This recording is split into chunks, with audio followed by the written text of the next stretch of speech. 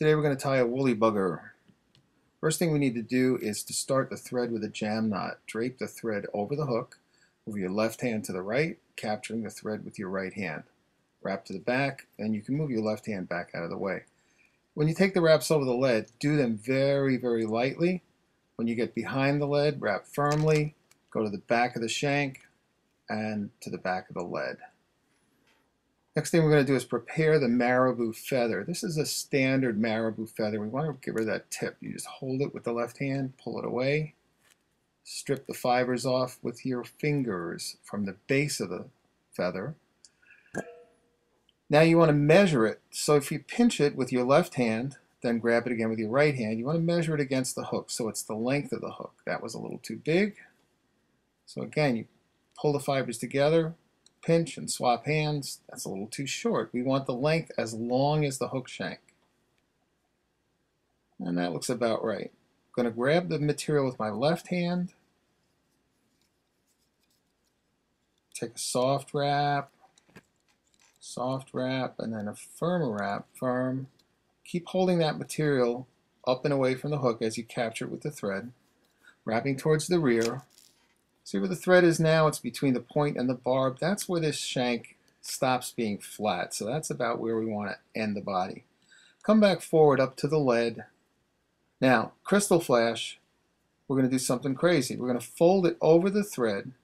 We can slide it up into place, up to the top of the hook, and take some wraps towards the rear, and then back up to that lead area. Trim it so it's just a little bit longer than the marabou. Preparing the chenille, you don't want to tie in that big clump. You take your left thumbnail and you can just strip off the end of that. Take a soft wrap, a little firmer wrap. Now the chenille's tied in. Now we're going to prepare the feather. You want to grab that feather by the tip.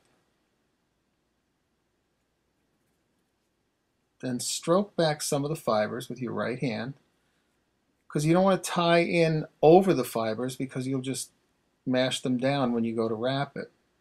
So between where you've kind of stroked them down and the tip, just give it a little snip. Put the thread right there, soft, and then firmer. Come on up through, again soft through the lead because you don't want to spread that lead apart.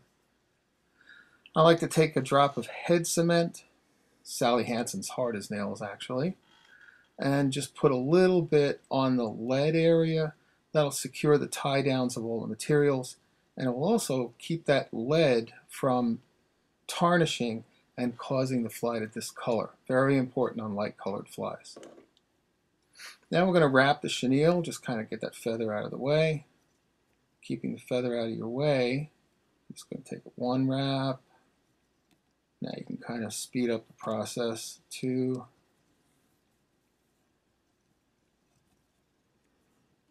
Get that darn feather out of your way.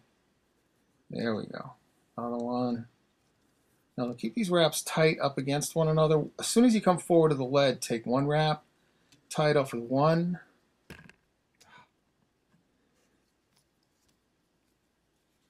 Two turns of thread, one in front, one behind, and one in front. And that really secures it. Push the thread out of the way. Take the very tip of the scissors, come up underneath, trim that out. Now we're going to wrap the feather. Make sure you start out at that angle so that that digs into the chenille. That's going to help protect the feather.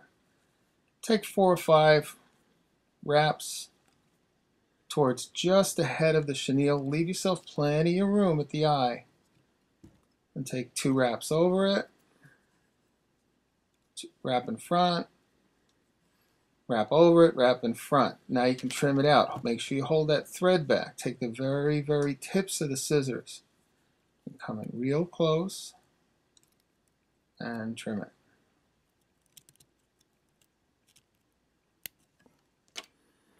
Now you're going to use the left thumb and index finger to stroke all that stuff back, get it out of the way, and then take maybe 6 wraps of thread just to clean things up.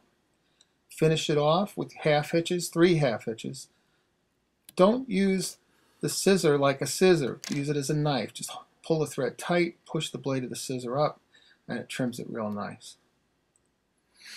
Now you want to apply some head cement, just a little bit.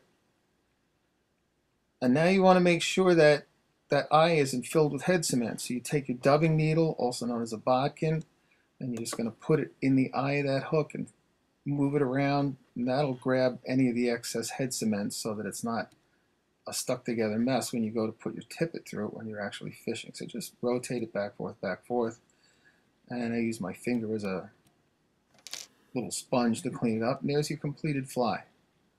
That's the olive woolly bugger. Just getting rid of a little mess, and it's perfect.